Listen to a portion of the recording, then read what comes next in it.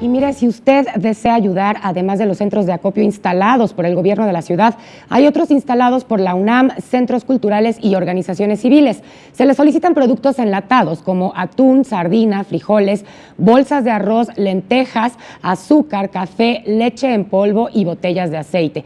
Además de papel higiénico, pañales y toallas sanitarias, shampoo, jabón de tocador, cepillos y pasta dental, así como alimento para bebé y también para mascotas y agua embotellada.